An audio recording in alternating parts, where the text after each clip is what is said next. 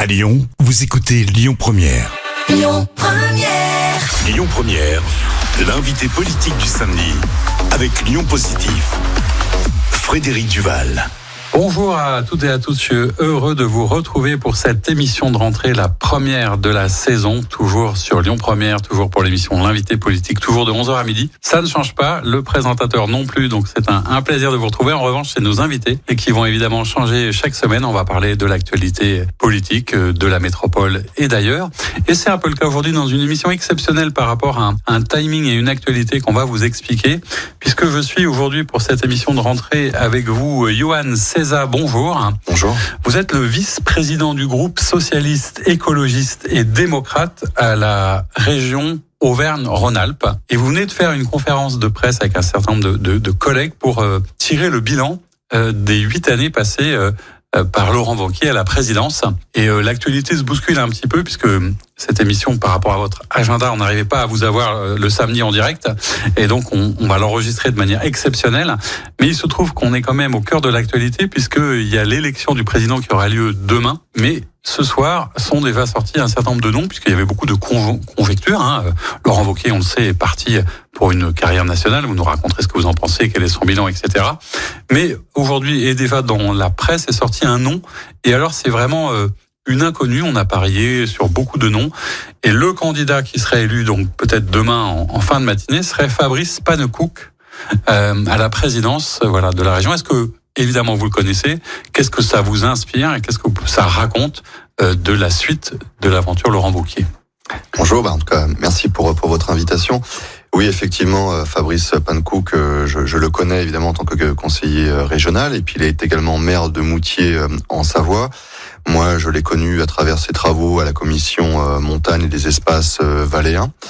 Donc, j'ai envie de dire sa nomination est une surprise, comme vous l'avez expliqué. Évidemment, demain on le verra, mais samedi on le saura. Au moment où les auditeurs nous écouteront, il sera sans doute élu président de notre région Auvergne-Rhône-Alpes, puisque la droite dispose d'une écrasante majorité à la région. Et c'est quand même déjà, premièrement, un désaveu. Tout d'abord pour la première vice-présidente, Stéphanie Pernaut, quand même, qui nous on avait plutôt du respect à son égard, puisque elle nous respectait. C'était une des rares vice-présidentes à nous respecter dans nos travaux, à nous écouter, à nous répondre. On a parfois et souvent des désaccords politiques, mais au moins on avait une réponse argumentée. C'est souvent apprécié quand on est dans les rangs de l'opposition. Donc sur l'aspect plus politique, j'ai envie de dire Fabrice Pannekoek, on le connaît pas forcément. Est-ce que c'est aussi, de par son expérience dans la montagne, aussi un signe par rapport aux JO 2030 qui ont été obtenus pour la région Auvergne-Rhône-Alpes, peut-être? Est-ce que ça raconte pas aussi quelque part, parce qu'il y avait des noms qui circulaient de personnalités politiques un peu fortes, d'élus locaux assez investis, j'allais dire quelque chose d'un peu plus, soit consensuel, soit un peu plus tranquille, au sens où une moins forte personnalité aura peut-être moins l'envie de prendre le pouvoir. Est-ce que ça raconte pas aussi peut-être que si Laurent Wauquiez ne réussit pas son entreprise nationale, il se dit tiens, peut-être que c'est un moyen de revenir après? Mais tout à fait. On voit bien qu'il garde la région Auvergne-Rhône-Alpes comme une roue de secours à son destin politique si jamais il ne fonctionne pas en 2027. D'ailleurs, on l'a vu là pour les élections législatives. Il préside un groupe debout des Républicains qui est rabougri, moins de 50 députés. Ils ont encore perdu des députés par rapport aux dernières élections législatives. Donc son destin national paraît un petit peu bouché entre des macronistes et évidemment le Rassemblement national. Laurent Wauquiez a très très peu d'espace politique. Donc en nommant... On a l'impression presque que c'est qu'une nomination plutôt qu'une élection. En nommant Fabrice Pannekoek, il se réserve le droit à un retour à la région Auvergne-Rhône-Alpes, puisque c'est quelqu'un qui dépend exclusivement de Laurent Wauquiez et qui pourra pas gouverner.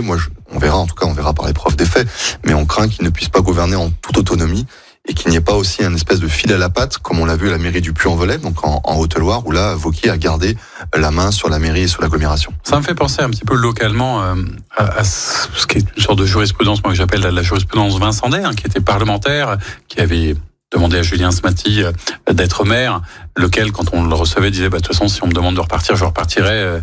Monsieur Vincendet est revenu, il est de nouveau maire. Qu'est-ce que vous pensez peut-être de cette manière de faire, sans préjugés la politique qui sera menée par Fabrice Panenkoek, ni de lui laisser la possibilité évidemment de faire ce qu'il a à faire. Mais est-ce que c'est pas un petit peu étonnant d'avoir cette conception peut-être de la politique comme quelque chose qui était indu ou qui vous appartient? C'est ça aussi que vous ressentez?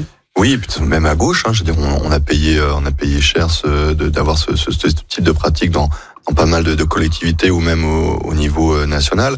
Je pense qu'au final, les électeurs finissent toujours par se détourner de ce genre de pratique, puisque on est quand même républicain, donc on n'est pas là pour revenir à un système féodal où en fait quelqu'un choisirait son dauphin, comme c'était le cas par destin familial. Non, là, nous, ce que nous souhaitons, c'est d'avoir un président. On va lui laisser sa chance quand il pourra diriger sa première assemblée plénière. On jugera sur pièce, on verra si effectivement il répond à nos questions. Avec Laurent Wauquiez, à chaque fois que nous envoyons un écrit, à chaque fois que nous intervenons, nous n'avons jamais de réponse sur le fond, et c'est ce qui a beaucoup manqué à la région Auvergne-Rhône-Alpes. Est-ce qu'on va enfin revenir sur les sujets régionaux, les compétences obligatoires de la région? Alors c'est pas forcément ce qui passionne le plus quand on est dans... Non, mais on y reviendra un peu sur justement les solutions que vous proposez.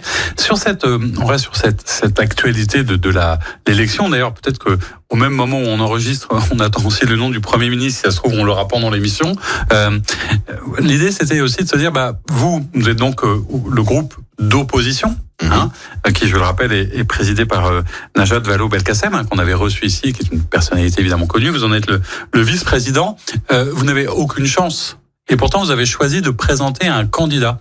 Pourquoi est-ce que vous souhaitez quand même présenter un candidat alors qu'on aurait pu se dire, on va les laisser faire entre eux, etc. C'est justement l'objet en fait de cette candidature, c'est pas d'avoir un nom face à un nom, c'est d'avoir un projet face à un projet. Et c'est ce qui a beaucoup manqué dans notre région. C'est-à-dire qu'on a tellement personnalisé autour de Laurent Wauquiez qu'on en a oublié les compétences obligatoires de la région. On y reviendra donc tout à l'heure. Mais en fait, la profession de foi que nous avons déposée, parce que le Code général des collectivités territoriales nous impose, et c'est une bonne chose, de rédiger une profession de foi, on l'a pas rédigée sur une personnalité, sur une biographie, on l'a rédigée en disant voilà nos 5 propositions, 5 axes majeurs que nous avons pour la région, parce qu'il, comme nous l'avons dit, sur le bilan, il y a des fractures qui ont été provoquées par Laurent Wauquiez. Il nous reste quand même 3 ans et demi de mandat. Ce n'est pas rien. On n'est pas là à revoter pour le président dans 1 an.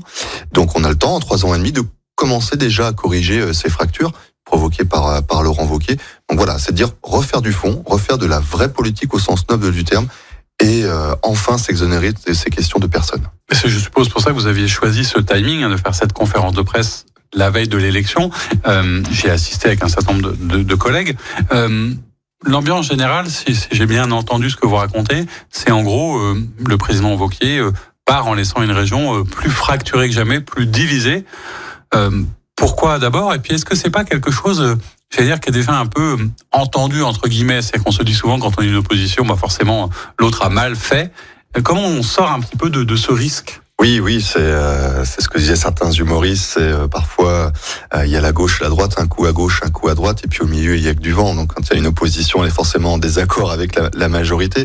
Mais là, on a quand même des faits concrets, puisque vous avez des propres élus de droite, donc qui seraient de la tendance de Laurent Wauquiez, qui se sont vus privés de subventions, tout simplement parce qu'ils ne le soutenaient pas dans leur famille politique. Donc c'est quand même une fracture démocratique importante. Des fractures territoriales. Je peux aussi vous en citer avec, par exemple, la ligne Saint-Étienne-Clermont-Ferrand qui aujourd'hui est fermée, donc c'est-à-dire de liaison de 2 territoires, et des fractures aussi scolaires, culturelles. Voilà, je peux en ajouter. Donc il y a des vrais...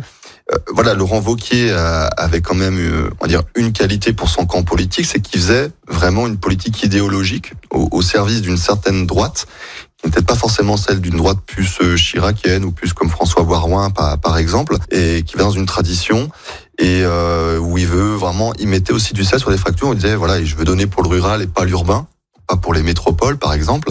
Et alors que normalement le rôle d'une région, c'est d'assurer une certaine cohésion territoriale, de donner un peu mieux, de voir un petit peu ce qui serait le plus utile pour nos territoires, de mettre tous les élus, quelles que soient les étiquettes autour de la table. Et ça, très concrètement, il a coupé tous les contrats de pays, tous les contrats territoriaux qui permettaient justement de faire de la vraie politique et pas uniquement de la politique. C'était un peu paradoxal, il y avait une polémique à l'époque parce que je crois que c'était le premier qui s'était prononcé sur son refus du ZAN, du zéro artificialisation nette, ce qui avait semé un petit peu d'ailleurs l'étonnement, puisque c'était peut-être un peu une manière étrange de défendre la ruralité.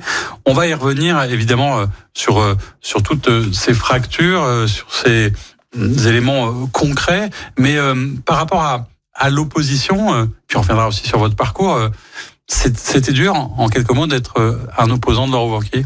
Oui, pour résumer assez rapidement, on était plus des experts du droit administratif que des élus politiques, puisque nous passions notre temps à rédiger des courriers au tribunal administratif pour avoir des réponses. Bon, on reparlera de tout ça justement dans une deuxième partie de notre émission. On partira aussi à la découverte de votre parcours, de votre engagement, puisque vous êtes aussi élu, notamment dans la Loire. À tout de suite pour une deuxième partie de notre émission. On se retrouve pour la deuxième partie de notre émission, l'invité politique, le samedi de 11h à midi sur Lyon Première. Cette émission de rentrée avec vous, Johan César. Je rappelle que vous êtes vice-président du groupe socialiste, écologiste et démocrate à la région. Émission exceptionnellement enregistrée du fait de votre actualité, puisque vous avez fait une conférence de presse où justement on parlait un petit peu de votre bilan, de votre vision du bilan de Laurent Wauquiez.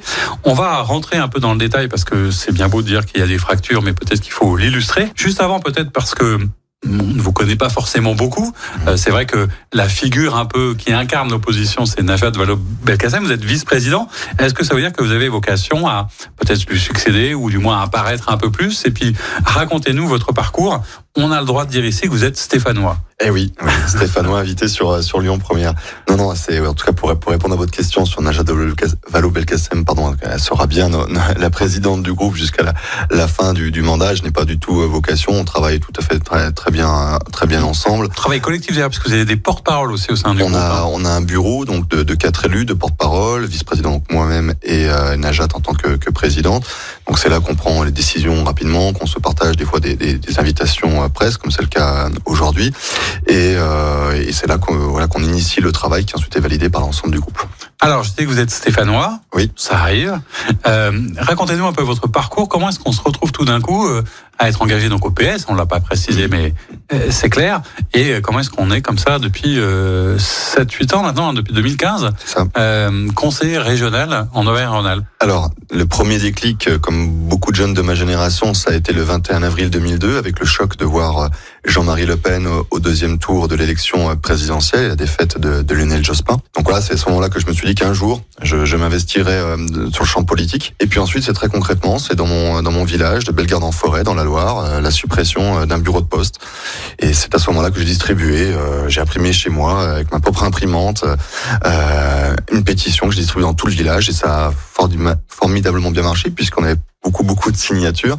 Et c'est là que j'ai rencontré des responsables syndicaux, puis socialistes. Et puis une chose en entraînant une autre, je suis à des réunions de section du Parti socialiste. Et puis voilà. Adhéré au Parti socialiste, etc. En 2005. Vous avez fait un certain nombre d'études et été aussi assistant parlementaire.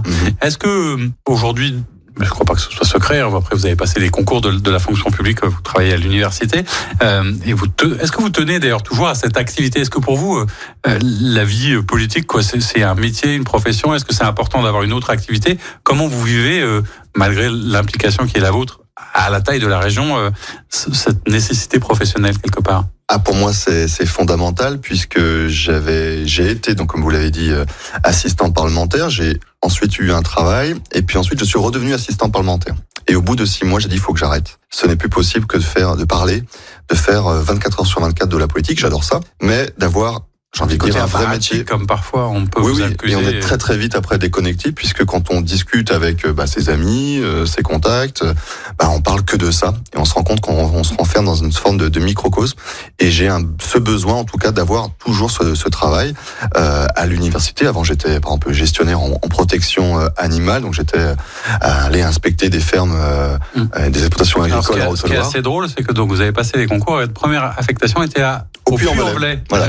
Donc, Laurent Wauquiez a cru que je le poursuivais partout. Parce qu'une fois on s'est croisé dans la rue, il dit mais qu'est-ce que tu fais là? Tu t'es pas de la Loire? Je dis si, mais j'étais affecté au Puy-en-Velay et il a cru que je le suivais personnellement, ce qui n'était pas le cas bien sûr. Donc c'est cet équilibre vie professionnel, engagement politique. On reparlera certainement évidemment de la situation nationale. Je me dis toujours par rapport à peut-être la génération qui est la vôtre. Je suppose que vous avez vécu de manière douloureuse 2024, c'est-à-dire que quand on s'engage pour que le Front National ne progresse pas et qu'on a le Rassemblement National à ce niveau, qu'est-ce qu'on se dit par rapport à ces 20 ans d'engagement politique? Exactement ça, c'est la question qui m'a torturé l'esprit tout cet été, où je me suis dit, punaise, j'ai adhéré au Parti socialiste justement pour limiter la progression du Front National. Avant, c'était un fait exceptionnel qu'il soit au second tour, le 21 avril, et maintenant c'est devenu une habitude et on a l'impression que digue après digue que l'on fait au Rassemblement National, il parvient toujours à être le plus haut. Et évidemment, on craint le pire moi je crains le pire en tout cas pour 2027. On espère que la digue sera toujours suffisamment haute pour l'empêcher d'arriver au pouvoir. Puisque si on revient sur nos sujets régionaux, quand on voit le vrai visage du Rassemblement National, ce qu'ils proposent par exemple dans notre région, il y a 1000 raisons en tout cas de les combattre pour pas que leurs idées de haine, xénophobes, puissent arriver un jour à la tête de ce pays. On avait reçu d'ailleurs, je crois, le président du groupe RN à la région, qui est Andrea Cotarac de mémoire, qui est devenu par ailleurs porte-parole national du Rassemblement National. Alors justement, on va revenir un peu sur ces enjeux régionaux, parce que je le disais un peu en vous poussant dans vos retranchements, des fractures, de la division, c'est toujours facile de critiquer. Est-ce qu'on peut prendre quelques exemples? Dans votre conférence de presse, vous parliez par exemple de fractures sociales. Est-ce que vous pouvez nous donner un exemple de, selon vous, ce bilan de Laurent Wauquiez qui a fracturé quelque chose à cet endroit? Un exemple très concret, je vais pas donner son nom parce que je peux pas, mais une association qui, par exemple, s'occupait de demandeurs d'emploi, de chômage, de chômeurs de longue durée, c'est-à-dire plus d'un an, sur le bassin rouennais dans mon département, qui avant était aidé, accompagné par la région, et quand Laurent Wauquiez est arrivé à la tête de la région, une de ses premières décisions, ça a été de leur couper les vivres. Et très concrètement, cette association avait un taux de réussite de 70%.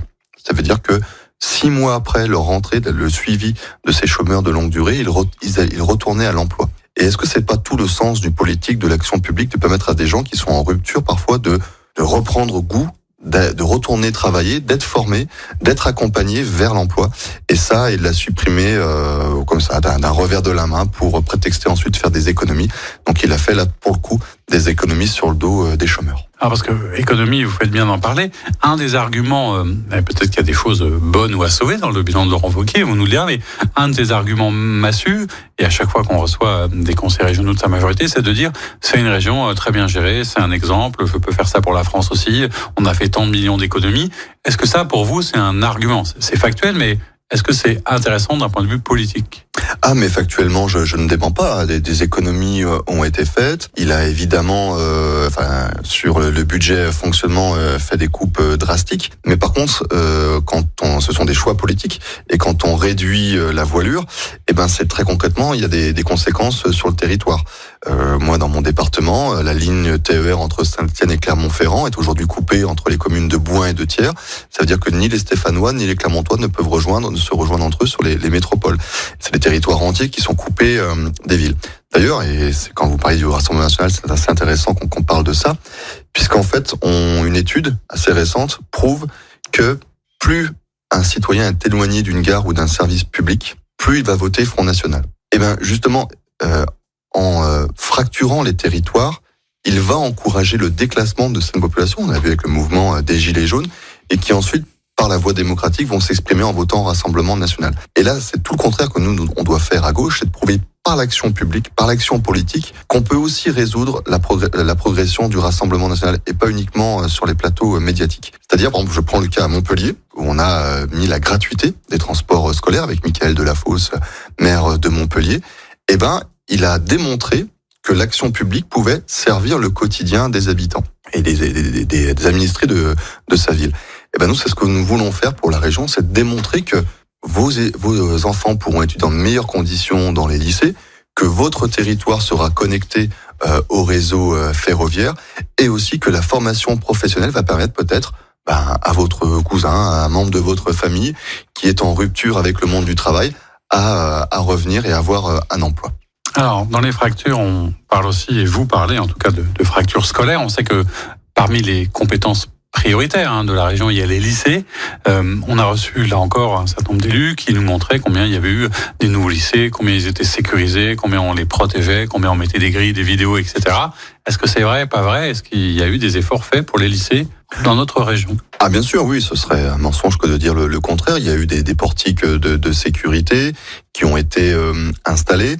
Moi, par exemple, dans la commune de Feurs, dans le département de la Loire, les parents d'élèves, en conseil d'administration du lycée, avaient voté contre les portiques des lycées. Du coup, ils n'ont pas été installés parce qu'ils ont dit, mais attendez, il y a des élèves qui étudient dans des préfabriqués. nous on préférait que la région investisse dans la rénovation des locaux plutôt que dans des portiques de sécurité. Et ça a été un désaveu d'ailleurs pour la région, c'est que nous avons d'abord des priorités. Plutôt que de mettre des portiques de sécurité, mettons d'abord des locaux. Vous avez aujourd'hui la rentrée scolaire où des professeurs nous ont fait remonter qu'il y avait des salles de classe l'après-midi à plus de 30 degrés. Or, on sait que quand on dépasse cette température, on ne peut pas réfléchir et étudier dans de bonnes conditions. Est-ce que la priorité ne serait pas là? Nous pensons que si. Il a aussi largement subventionné les lycées privés. Et certains lycées privés. Et pour nous, c'est un problème que l'argent public serve des intérêts privés. Ce n'est pas le sens, en tout cas, de l'action publique. Et nous avons à chaque fois eu une opposition ferme là-dessus. Alors vous le disiez, c'est pas toujours facile de parler de la région parce que les compétences sont complexes. C'est pas toujours facile de parler des sujets de fond en Auvergne-Rhône-Alpes puisque la présence, la personnalité de Laurent Wauquiez est assez écrasante, assez importante. Il suffit de voir à chaque fois qu'il y a une conférence de presse, il y a les médias nationaux qui sont là. Et parmi les fractures que vous dénoncez, il y a ces fameuses fractures démocratiques. Et vous êtes aussi dans le groupe, un de ceux qui, vous l'évoquiez tout à l'heure, a fait le plus peut-être de procédures, de courriers administratifs. On a beaucoup parlé des affaires en cours, de ce fameux dîner des sommets, des déjeuners parisiens. Alors est-ce que vous pourriez d'abord peut-être nous dire un peu où en sont ces différents sujets? Et puis, moi, j'aimerais savoir si c'est pas aussi peut-être un peu parfois dangereux de parler sans cesse de ça au détriment d'autres choses. Vous voyez, c'est comme si vous vous retrouviez coincé avec tout ça. Je veux dire, c'est même aussi parfois pas des problèmes de conscience, pas jusque-là, mais je me dis à chaque fois que on ne parle que des affaires, est-ce que je n'encourage pas l'abstention ou le vote RN, évidemment. Donc c'est toujours, faut toujours avoir un peu de prudence là-dessus. Nous, comment nous avons agi à chaque fois qu'une révélation a été faite, que ce soit par Mediapart ou d'autres médias, peu importe, systématiquement, nous faisons un courrier à l'attention de Laurent Wauquiez en demandant les documents administratifs. Par exemple, sur l'histoire, la première, je crois, qui est sortie, c'est le dîner des sommets. C'est ça. Nous lui avons demandé, est-ce que vous pouvez dire quelle ligne budgétaire a été utilisée, quels marchés publics ont été utilisés, est-ce que c'est bien l'argent public qui a été utilisé à des fins personnelles, donc des questions concrètes qu'on adresse à Laurent Wauquiez, sauf qu'il ne nous répond pas. Donc notre seule voie, c'est le recours administratif pour obtenir des réponses. Et nous avons pu partiellement en obtenir. Et voilà, c'est ça. S'il avait répondu tout de suite en assumant pleinement ce choix d'inviter des riches convives dans un château du Beaujolais, il assume jusqu'au bout, il donne la liste des invités, il dit voilà, c'est l'argent de la région qui a été utilisé. Il n'y avait aucun autre élu régionaux, c'est ça? Non, c'était le seul. Voilà. C'est-à-dire qu'il dit que c'est pour développer des synergies, pour favoriser le développement économique, mais la première vice-présidente en charge de l'économie n'était même pas présente. Alors ce que vous demandez à ce moment-là, c'est effectivement un certain nombre d'éléments. Et ce que vous dit la justice, et c'est pour ça que la fameuse liste sort, c'est qu'on peut pas vous donner des éléments administratifs parce qu'ils sont dans la procédure. En revanche, cette fameuse liste, on peut vous la donner. Mais en vrai, vous l'avez toujours pas reçue. Ah non, à ce jour, je l'ai toujours pas reçue. Oui, effectivement, en fait, il y a une enquête pénale qui est ouverte à l'encontre de Laurent Wauquiez. Une enquête pénale sur la rémunération de ses collaborateurs. Il y a aussi le volet de ses emplois fictifs présumés à Paris, rue de Solferino. Et vous avez aussi le dîner des sommets. Donc, en fait, dans le droit administratif, donc voilà, grâce à Wauquiez, on devient des experts du droit administratif. On en apprend tous les jours. On préférerait apprendre autre chose. Passons. En fait, il y a un texte de loi qui dit que quand une enquête pénale est ouverte, la collectivité n'a pas l'obligation de transmettre les documents administratifs. Elle peut le faire, il ne le fait pas. Mais en tout cas, il peut s'en servir au niveau du tribunal. Et en fait, le tribunal a considéré que les invités n'ayant pas de lien avec la collectivité région Auvergne-Rhône-Alpes, ça, il pouvait y avoir communication de ce document à mon endroit. On parlait du dîner, on parle aussi des fameux déjeuners qui sont sortis peut-être un peu plus tard, des déjeuners avec des Michel Houellebecq, avec un certain nombre de journalistes, etc. Qu'est-ce qui vous choque le plus dans cette histoire en fait? Moi, il y a deux choses qui me choquent. La première, c'est qu'on utilise l'argent des contribuables auvergnats et rhône-alpins à des fins personnelles. Donc déjà, ça c'est une première chose qui est choquante, parce qu'il a le droit de manger avec qui il veut, ça voilà, je l'incrimine pas. Mais après, c'est aussi le montant. Quand on voit qu'on est à 5 ou 6 000 euros pour un repas à 3 ou 4 personnes, on se demande bien dans quel restaurant ou quel plateau repas lui ont été servis. Et puis dernière chose, c'est que quand bien même on utiliserait l'argent public, si on l'utilisait, il faudrait que ça ait un impact positif pour le territoire. C'est-à-dire, voilà, il rencontre peut-être Michel Houellebecq pour qu'il discute plus en amont de notre région et que du coup, ça puisse mettre en valeur notre territoire. En tout cas, pour l'instant, on n'a pas les retombées. Quand il reçoit des journalistes de Valeurs Actuelles, de l'Opinion et du Figaro, on se dit, tiens, il y aura peut-être un article qui mettra en valeur notre territoire et ce n'est pas le cas. Donc on utilise l'argent public uniquement à des fins personnelles sans aucune retombée positive pour le territoire. Est-ce que vous ne pensez pas, dernière question assez rapide, que justement, même si c'est légitime d'aller chercher des réponses, les citoyens, est-ce que vous avez l'impression qu'ils s'y intéressent encore? Est-ce qu'ils en ont un peu marre? Est-ce qu'ils mettent pas les politiques tous dans le même sac? Est-ce que c'est quand même nécessaire? Parce qu'il est toujours là, il est connu, il est là où il est. Est-ce que c'est pas un peu désespérant pour vous? Le plus désespérant, c'est que 2 ans après, il n'y a toujours pas une décision de justice. Et vous avez bon espoir d'y arriver? Oui, parce que ça fait déjà plus de 3 ans qu'il y a eu des premières perquisitions à la région. Donc en fait, ce qui désespère à mon avis davantage les citoyens, c'est quand on a quelqu'un qui faute dans la rue, il va y avoir le tribunal correctionnel qui prend une décision. 3-4 ans après, on attend toujours. Et je pense que c'est ce qui désespère davantage.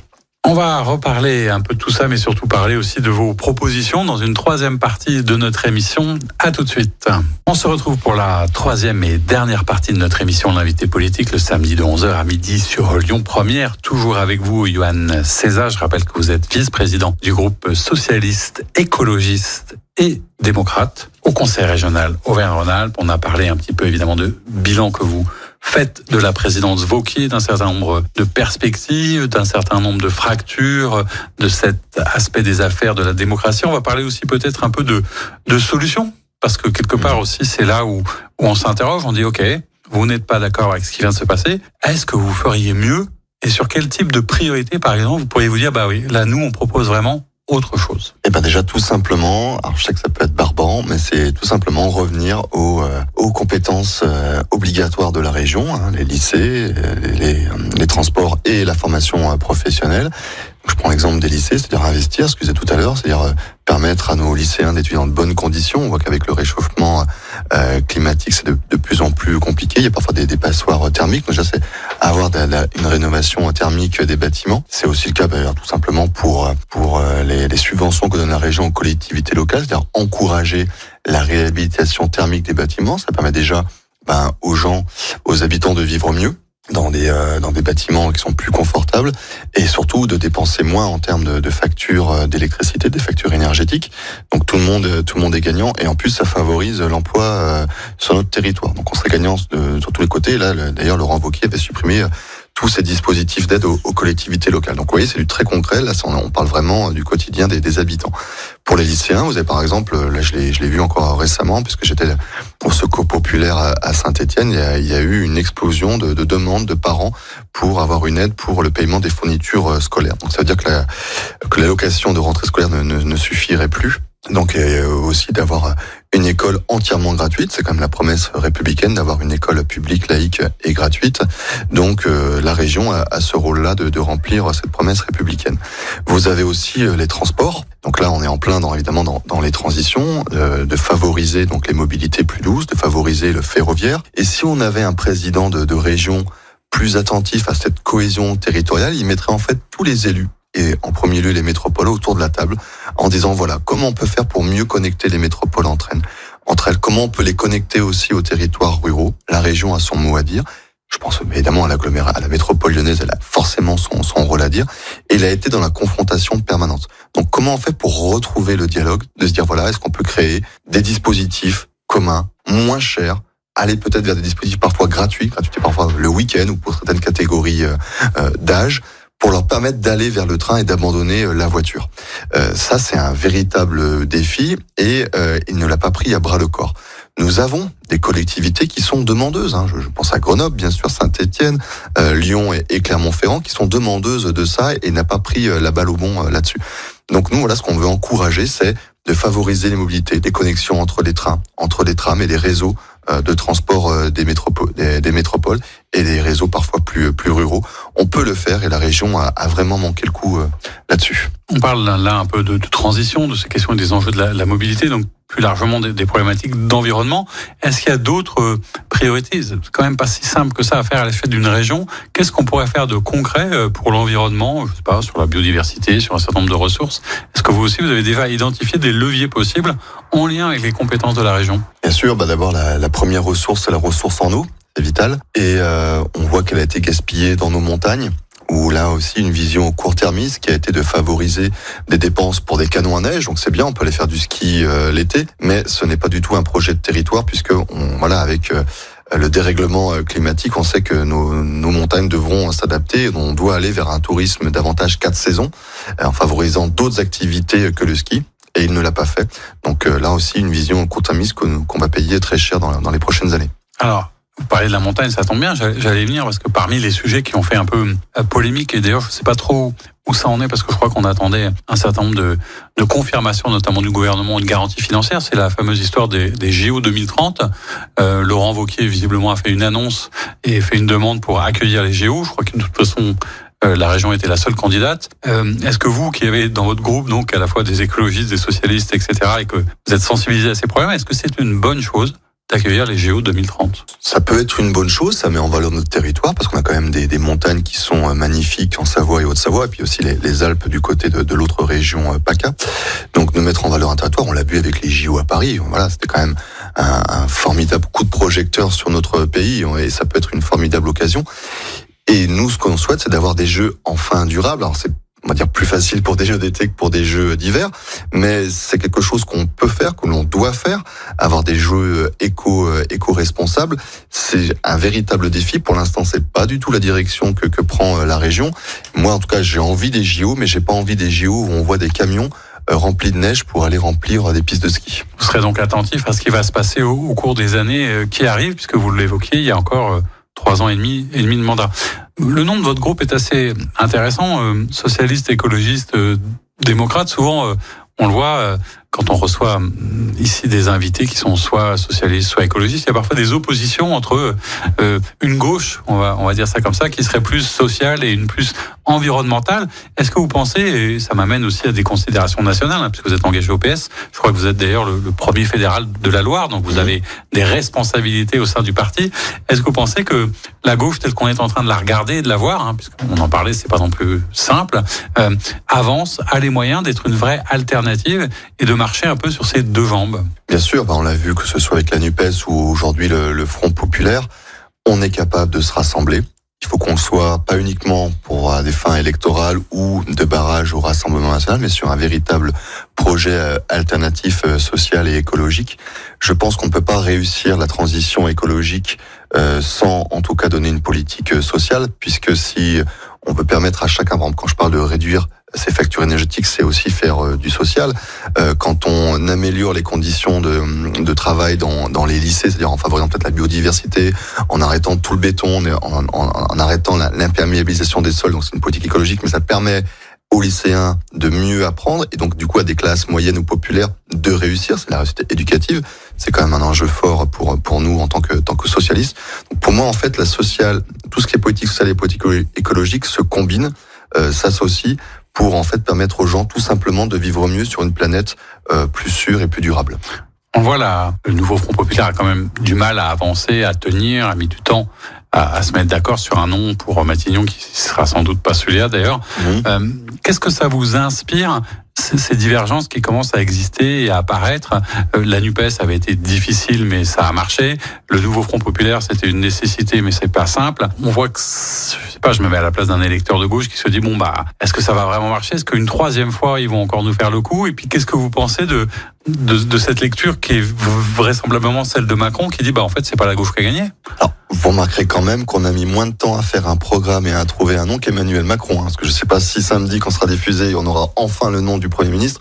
Mais nous, ça nous a pris 10 jours. Et sur le programme, on s'est quand même mis assez rapidement. D'ailleurs, on était la seule formation politique, coalition, à proposer un programme politique. Le RN n'en avait pas, ni le bloc central de la Macronie.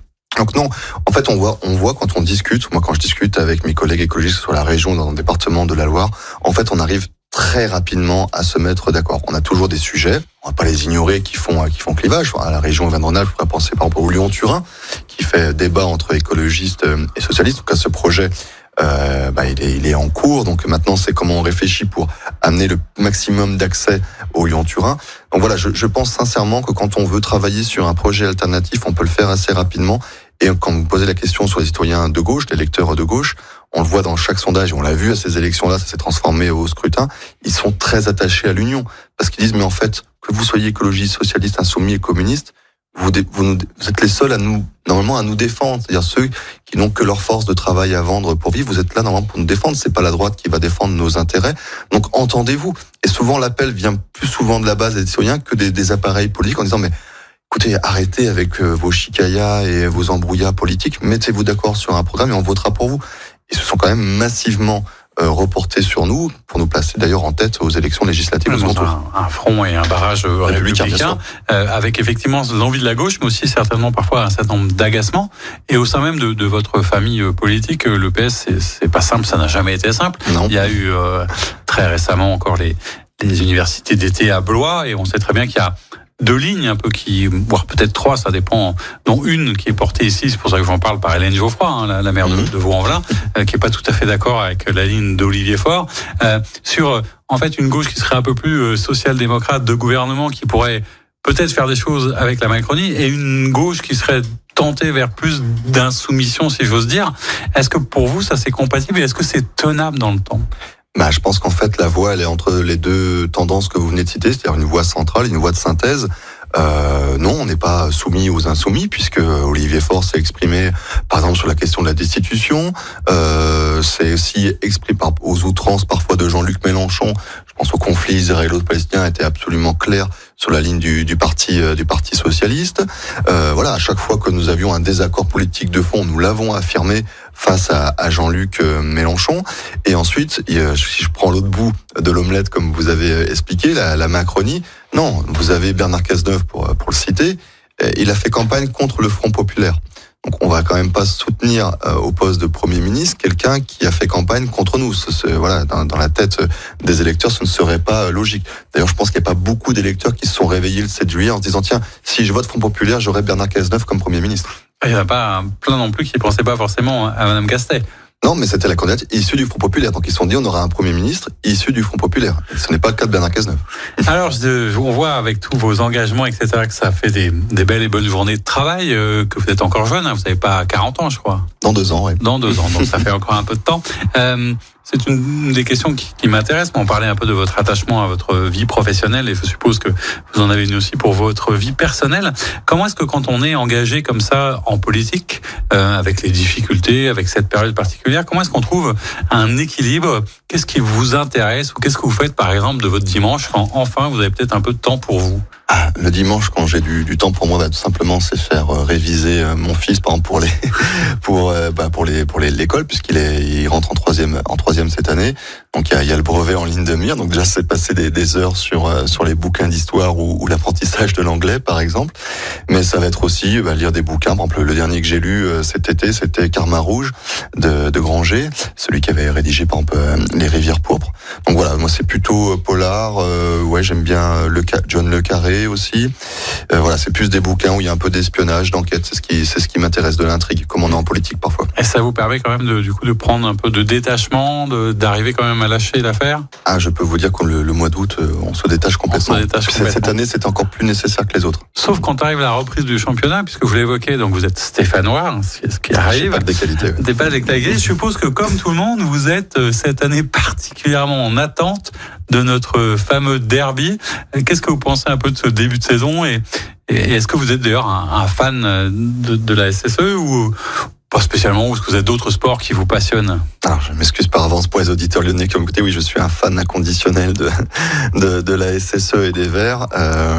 Oui, j'assiste pratiquement à tous les matchs dans le COP Sud. Ah oui. Donc non, pour moi, c'est pratiquement viscéral et familial. Et j'ai transmis cette passion-là à mon fils d'ailleurs. Donc non, les Verts, c'est fait partie du patrimoine stéphanois. En plus, nous, on a perdu déjà une partie de nos patrimoines avec Casino. Donc voilà, c'était un déchirement pour nous les Stéphanois. Donc par contre, on a eu ce bonheur de revenir en Ligue 1 et de pouvoir revivre un derby. C'est souvent les seules dates que l'on coche dans notre agenda de ce fameux derby en novembre. Donc on y sera attentif, même si la saison démarre très mal. C'est très mal difficile. De toute façon, pour les promus en règle générale, c'est quand même pas simple de se mettre au rythme, et ça va très très vite. On parlait littérature, on parlait sport, on peut parler aussi un petit peu musique, puisque généralement, et c'est la tradition dans cette émission, on se quitte avec un morceau de musique. Qu'est-ce que vous avez en ce moment dans votre playlist et qu'est-ce qui a bercé votre été ?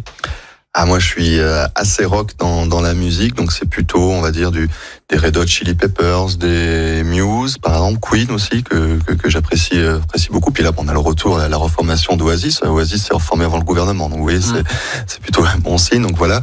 Non, c'est plus cette musique-là que j'apprécie. Placebo aussi, par exemple, et mon dernier concert, par exemple, ça a été Muse au stade Vélodrome à Marseille. Donc vous voyez, je suis stéphanois, mais j'arrive quand même à me dépasser au Vélodrome jusqu'au Vélodrome. Voilà, pour voir des concerts. C'est pas Taylor Swift du coup, non, vous êtes pas. Non, je suis pas Taylor Swift. Pas votre cam, parce qu'il y avait aussi ça au groupe Pama.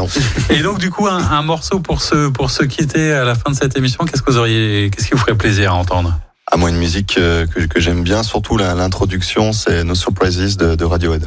Bon, c'est bien, c'est notre génération, c'est parfait. Merci beaucoup en tout cas d'avoir été présent dans l'actualité, même si il y a des petites contraintes d'agenda qui fait que voilà, mais c'était important de pouvoir vous rencontrer et d'échanger avec vous.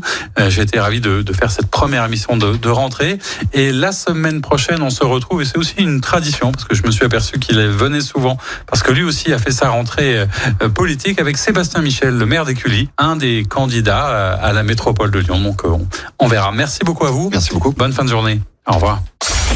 C'était l'invité politique du samedi sur Lyon Première, en partenariat avec Lyon Positif, la plateforme inspirante des acteurs engagés dans la transition du territoire. Retrouvez tous les invités politiques en podcast sur lyonpremière.fr et lyonpositif.fr. Écoutez votre radio Lyon Première en direct sur l'application Lyon Première, lyonpremière.fr et bien sûr à Lyon sur 90.2 FM et en DAB+. Lyon Première.